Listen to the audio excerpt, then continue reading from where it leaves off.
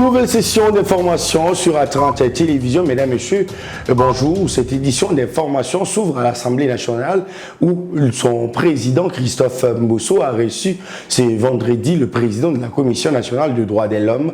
Ensemble, les deux personnalités ont échangé principalement sur les questions d'actualité du pays, mais aussi sur la promotion des droits humains. Le président de la CNDH a fait savoir que son institution élabore un livre rouge qui va compléter les informations contenues dans les différents rapports des Congolais et institutions internationales sur l'agression du M23 soutenue par le Rwanda.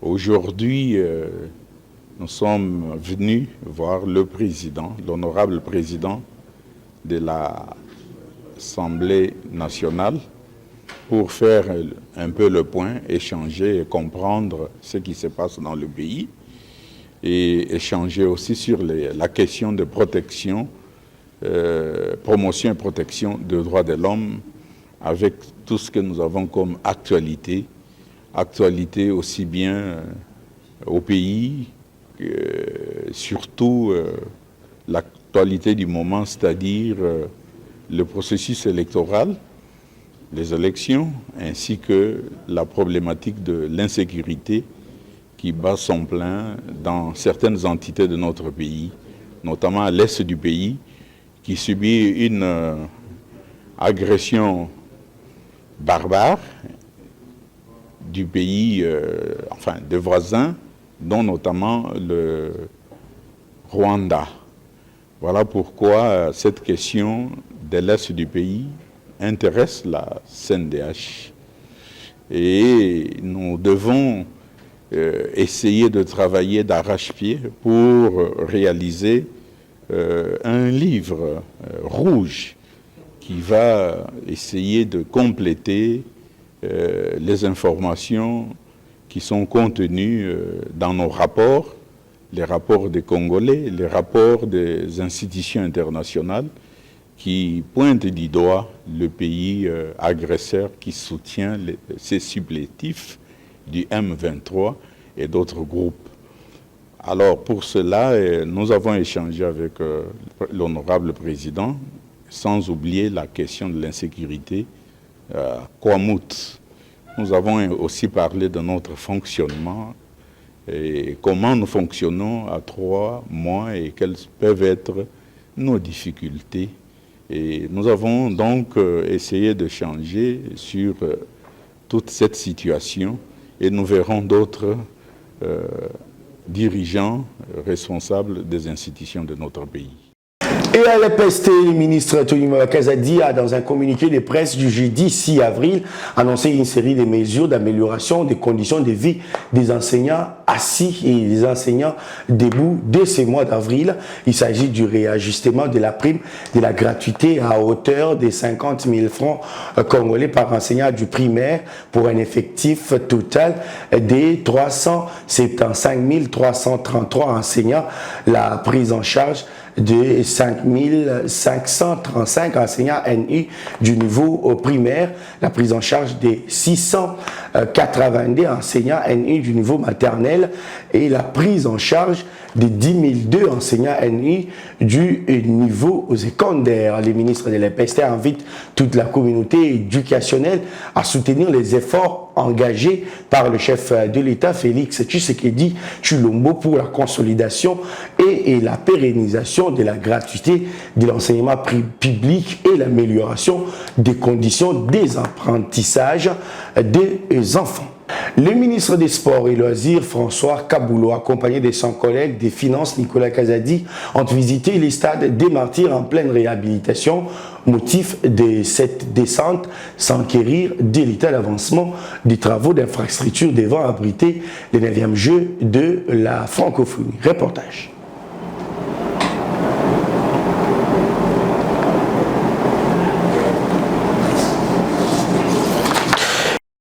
Le souci de vitrer et dorer l'image des infrastructures sportives du pays s'avère prioritaire du gouvernement congolais. Pour preuve, la présence de Nicolas Kazadi, ministre national des Finances, aux côtés de François-Claude Kaboulo-Moana Kaboulo, ministre des Sports et Loisirs, au site du stade des Martyrs, où les deux autorités ont à leur tour palpé du doigt l'évolution des travaux de rénovation du stade des Martyrs et la construction des différents bâtiments sportifs devant abriter les 9e Jeux de la francophonie, Kinshasa 2022.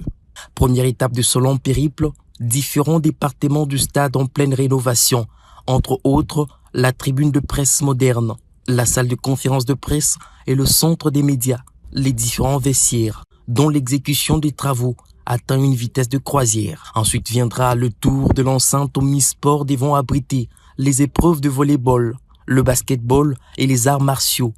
Un bâtiment gigantesque qui fera sans doute le bonheur de plusieurs disciplines, jusque-là en manque d'infrastructures pour la bonne pratique du sport. Le ministre des Sports et celui des Finances ont également été dirigés à voir de leurs propres yeux comment le stadium de basketball, jadis non couvert, désormais requinqué et doté d'une couverture médiatique et dont la capacité d'accueil est revue à la hausse. Comme il l'avait annoncé lors de son entrée en fonction, sa ferme volonté à redorer l'image de l'administration sportive, François-Claude Kaboulo-Moana Kaboulo, avec son collègue des Finances, ont été conduits par le maître ouvrier au bâtiment du secrétariat général des sports qui a subi une transformation fulgurante et s'est désormais débarrassé de son état de délabrement. Vous avez récemment effectué un paiement pour ça. Il y a le navire qui va arriver le 9 avril qui comprend les 7 autres bâtiments qui restent. Le solde. Voilà.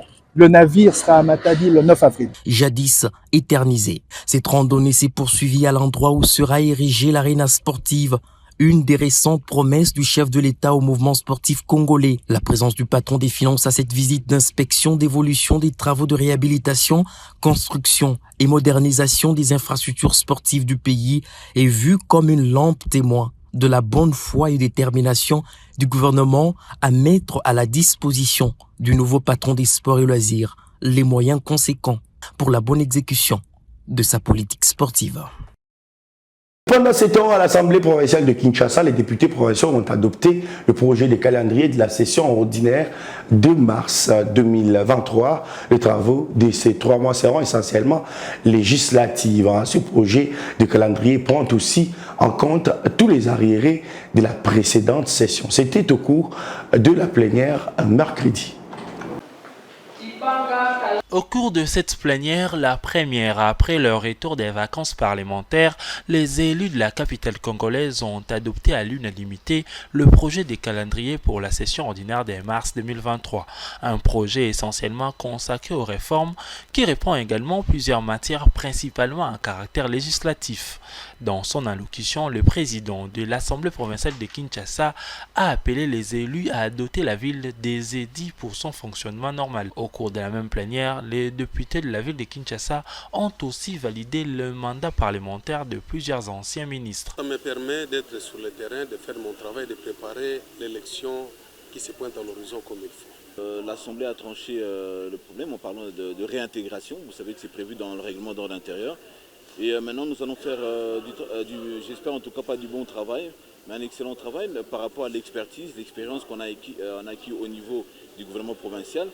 Vous additionnez celui qu'on a pu acquérir au niveau de la commune et ce qu'on a pu acquérir aussi au début de notre mandat ici. Je crois qu'on va mettre ça à bon escient sur la table pour justement améliorer, donner une certaine forme de quintessence avec l'appui de mes collègues qui sont ici.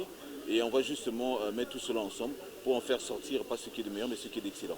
Le président de l'Assemblée provinciale de Kinshasa a notamment mentionné que le calendrier restait ouvert à d'autres matières tout au long de la session. Et l'autorité de régulation de la sous-traitance dans les secteurs privés dote son personnel, dont les OPJ des véhicules pas neufs. Objectif derrière cette dotation, faciliter la mobilité de ces OPJ en perspective de la mission de contrôle qui va mener le respect au sein des entreprises. C'est le directeur général de cette société, Miguel Kachal-Katem, qui a remis les clés de ces véhicules en présence de plusieurs cadres. Images et commentaires. Alors que les OPJ de la RSP sont en train d'être outillés en termes techniques et stratégie avant d'être largués sur le terrain, la direction générale vient d'acquérir un important charroi automobile qui leur permettra de mener à bien la mission de contrôle qui pointe d'ores et déjà à l'horizon. Lors de la remise de clés de ces véhicules Toyota Prado TXL pimpant neuf entre les mains du responsable des services généraux, en présence de quelques cadres et personnels, le numéro 1 de l'autorité de régulation de la sous-traitance dans le secteur privé, l'honorable Miguel Katem Kachal, qu'accompagnait la DG adjointe, s'est dit déterminé à mettre à la disposition de ces OPJ tous les moyens nécessaires pour une mission aussi importante. D'ici là, nous allons commencer le contrôle et dans tous les secteurs de l'économie nationale. Et sur ce, nous devons outiller nos agents, les OPJ.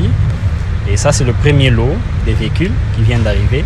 Il y aura un deuxième lot qui va aussi arriver d'ici là, que nous allons déployer au travers la République pour outiller nos OPJ pour un travail de qualité et afin d'atteindre les résultats attendus de nous tous par la population dans la vision du président de la République, Félix Antoine Tshisekedi Tshilombo.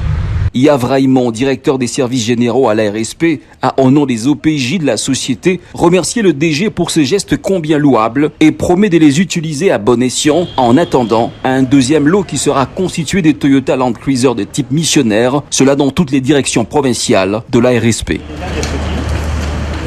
Les kimbanguistes de la République démocratique du Congo, comme d'ailleurs, ont célébré avec faste la journée de la création de leur église le 6 avril, une date désormais déclarée en mémoire du combat de Simon Kimbangu et de la conscience africaine à l'église kimbanguiste de Monkoto dans la commune de Ngiringiri. L'effervescence était au rendez-vous. Reportage de Paul Mwinda.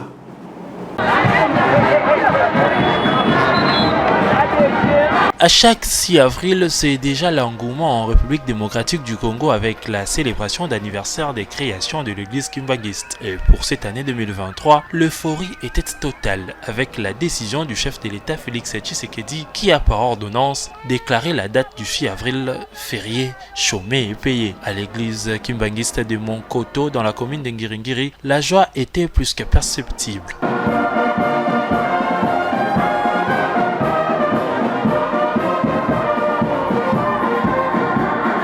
Le fidèle de l'église, tous qui célèbrent l'anniversaire, remercient particulièrement le président Félix Tshisekedi pour avoir honoré les combats de Simon Kimbangu.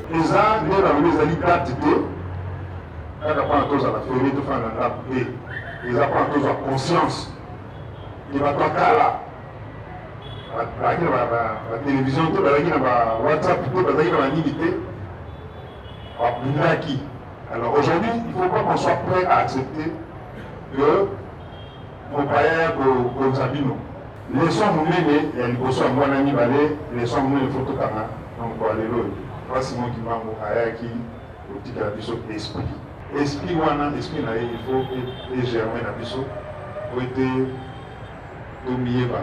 Désormais en RDC, la date du 6 avril est décrétée journée du combat de Simon Kimbangu et de la conscience africaine. Le prophète Simon Kimbangu est né le 12 septembre 1887 en Kamba. C'est le 6 avril 1921 qu'il a commencé à prêcher en opérant également des miracles. Il est l'un de ceux qui avaient prédit l'indépendance de la RDC et la reconstitution du royaume Congo. D'où sa célèbre prophétie, l'homme noir deviendra blanc. Et l'alignement de la date du 6 avril comme journée fériée est une consécration du combat de Simon Kimbangu. C'est ce qu'a déclaré Maître Kisolokele Mvete Malika, arrière petit-fils du prophète Kimbangu, celle qui est également directrice générale adjointe du guichet unique des créations d'entreprises. Remercie le chef de l'État Félix Tshisekedi pour cette décision. On l'écoute. Nous célébrons non seulement la date d'anniversaire de la création de l'église kimbanguiste, mais de manière particulière, nous célébrons l'ordonnance qui a été rendue par son Excellence M. Tshisekedi, Antoine Tshisekedi Tshilombo, qui a bien voulu accorder ou dédier cette journée au combat de Papa Simon Kimbangu et à la conscience africaine. C'est pour cela qu'aujourd'hui, nous célébrons cette date du 6 avril de manière particulière avec cette action de joie. Vous voyez, vous avez vu que tous les kimbanguistes sont en liesse parce qu'aujourd'hui, c'est une consécration en fait de la lutte et du combat de Papa Simon Kimbangu face à la colonisation belge de l'époque. Merci au chef de l'État. Nous le remercions pour cette ordonnance qu'il a bien voulu faire pour pouvoir célébrer cet homme digne, cet homme extraordinaire et qui, dans l'histoire, mérite d'être transmis aux générations actuelles parce qu'à l'heure actuelle, le Congo traverse une période difficile et nous avons besoin d'avoir cette conscience africaine, cette conscience de notre identité culturelle pour que nous puissions lutter contre tout ce que nous pouvons avoir comme obstacle et que nous puissions arriver à ce développement économique, à cette émancipation économique, politique dans le vrai sens du terme et pourquoi pas à cette émancipation philosophique et culturelle identitaire. L'avenue Kulumba, point de jonction secondaire entre l'avenue de Poids-Lourd dans la commune de Limete à l'aéroport d'Ndjili via la commune de Massina sur une longue distance semeure au jour le jour. Les travaux de réhabilitation de cette artère lancés depuis 2021 n'ont pas abouti aux résultats escomptés, d'où les SOS de la population riveraine à l'intention des autorités urbaines. L'avenue Kulumba, qui va de la chaussée de Poids-Lourd au quartier Kingabwa dans la commune de Limité, est dans une impasse capitale pour atteindre l'autre bout situé vers l'aéroport d'Ndjili et vice-versa. Mais les tronçons compris entre l'avenue des Poids-Lourds et le poste de la police dénommé Point Chaud est quasiment dans un état de délabrement, surtout en cette période pluvieuse. Raison pour laquelle le sol y est boueuse, synonyme de son abandon total au regard des décideurs. Cela bien ou aux dépens de la population dont le dernier rempart reste son cri de détresse, à commencer par les conducteurs des véhicules.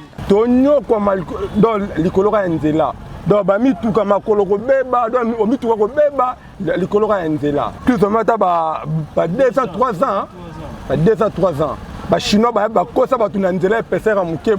donc ça fait 2 à 3 ans de Cette route est vraiment dans un état de délabrement. Nous attendons que le gouvernement puisse intervenir et nous espérons que d'ici peu il y aura une intervention de la part du gouvernement. À la suite des conducteurs d'engins motorisés, la voix du commun des habitants de Kingabwa riverains de ces tronçons de l'avenue Kulumba.